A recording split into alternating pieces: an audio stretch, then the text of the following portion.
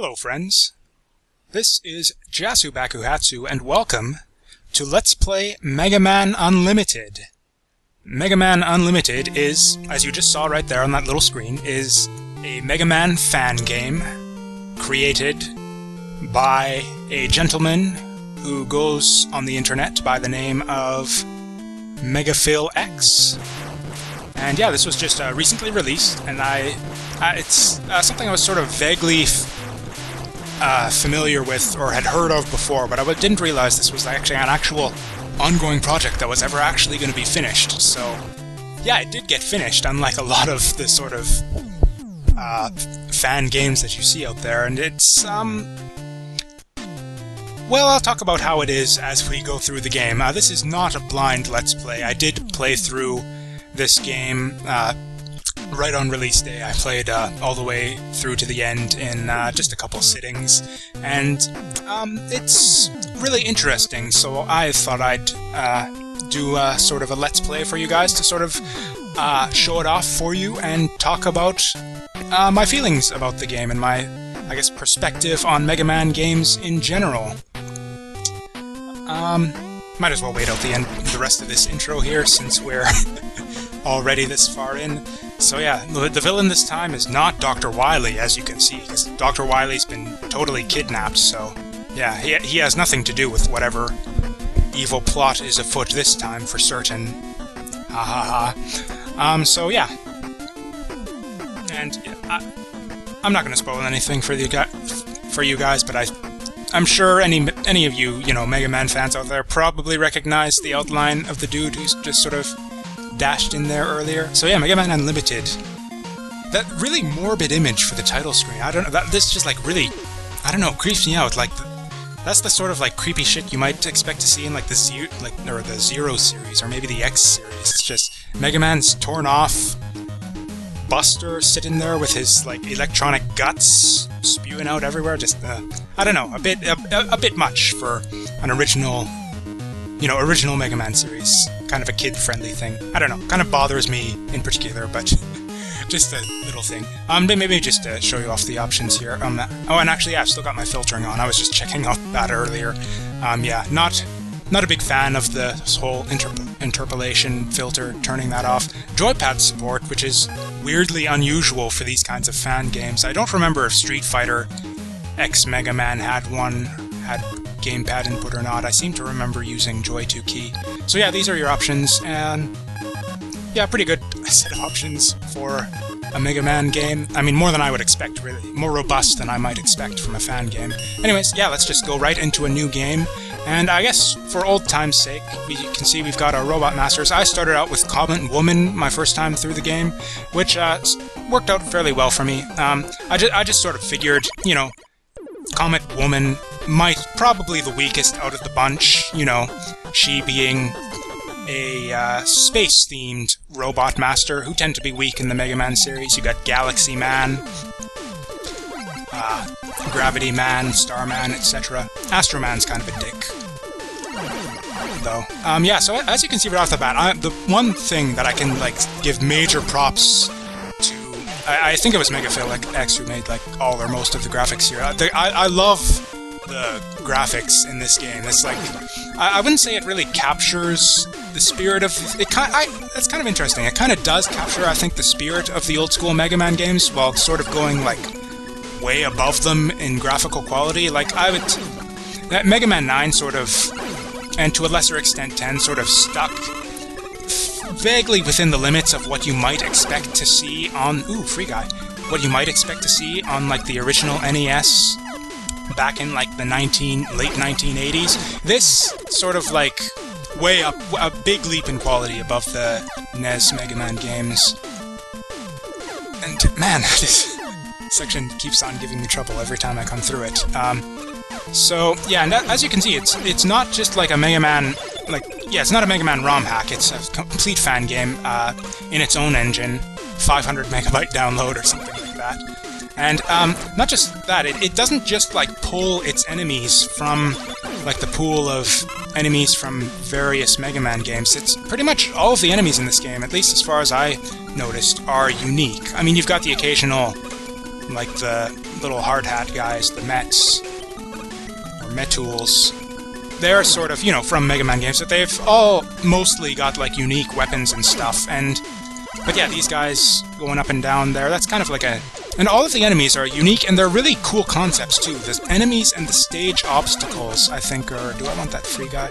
That's one thing that this game likes to do to you a lot, is to sort of bait you into dangerous, life-threatening situations with power-ups that you probably don't even really need.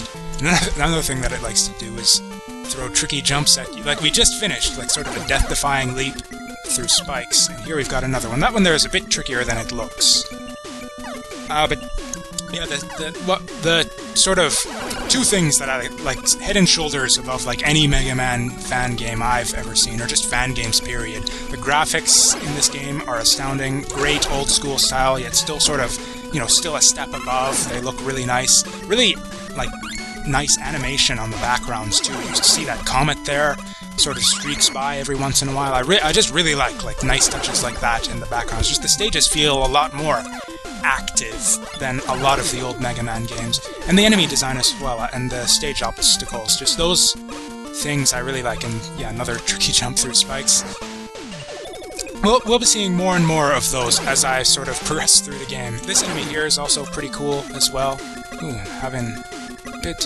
like I said, I've finished the game before, but I've not played it like a whole lot. I've played through it once, enough to like not like make this a hardcore fail through rather than a good and proper let's play. But I am gonna die occasionally just on account of this being a very difficult game. I'd say like the Mega Man games in general sort of vary as far as how difficult people think they are or think they should be.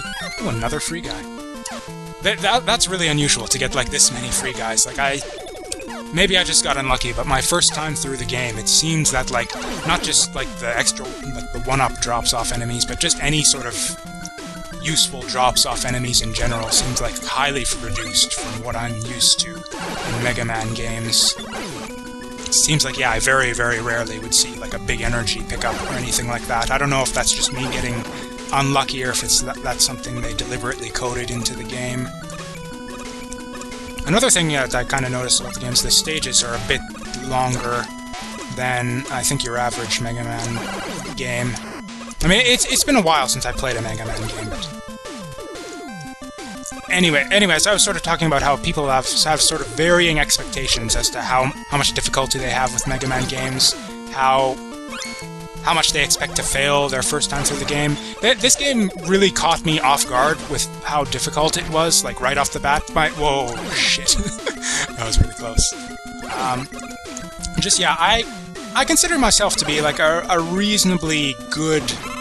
Oh, that works out. Reasonably good Mega Man player. Like, I heard a lot of people complaining about the difficulty of, like, Mega Man 9 and especially Mega Man 10, and I felt like, I don't know, neither of those games just seemed like... I mean, I think they were both more difficult than the old-school Mega Man games, sure, but not, like... God damn it, all the way back to the checkpoint 2 now. Anyways, yeah, yeah, I didn't...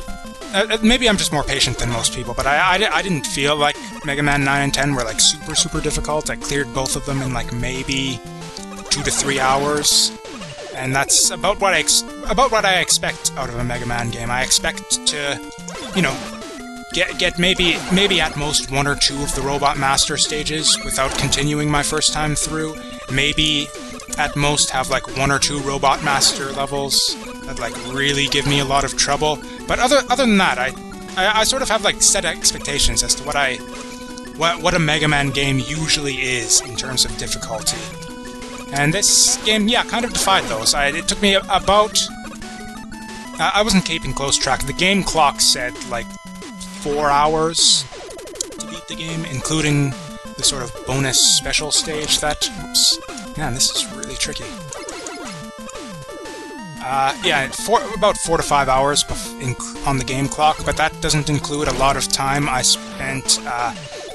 like, it only keeps track of your time when you save, and there were a lot of times where I would just, like, basically rage quit out of a level without saving, and it wouldn't keep track of all my failures, so I'd say it was probably closer to like 6 or 7 hours. It probably took me to get through this game, which is like way more than any Mega Man game has ever taken me to clear. I thought I might have died there.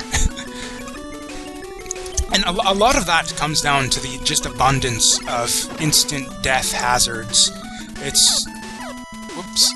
Yeah, something that you really see a lot of in this game, and I want to get this guy in these high... whatever, just go by.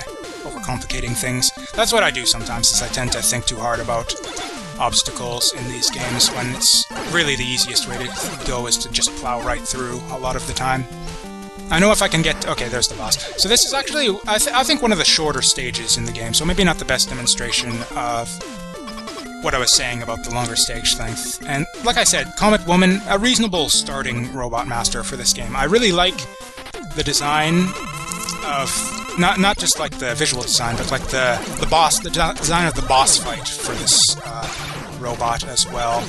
It's reasonably tough, but not overly so. I'm having a tough time just because I'm focusing on a bit too much on my commentary, but yeah, it's the main hazard... ooh, okay, I'm really gonna have... the main hazard with this is, if for me at least, is not paying attention to those little balls circling around. That's the main thing you need to watch out for. That's the only way that she really hurts you.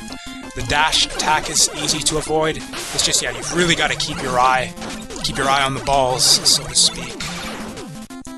And just sort of, kind of, yeah, just, her attacks are not that difficult to dodge. The dash attack, you just sort of stand in the center of the screen and dash through the gap, and it's a big gap. But yeah, the main difficulty there is to keep track of the balls and not get hit by those. But yeah, if you can manage to do that, it's actually not a terribly difficult fight.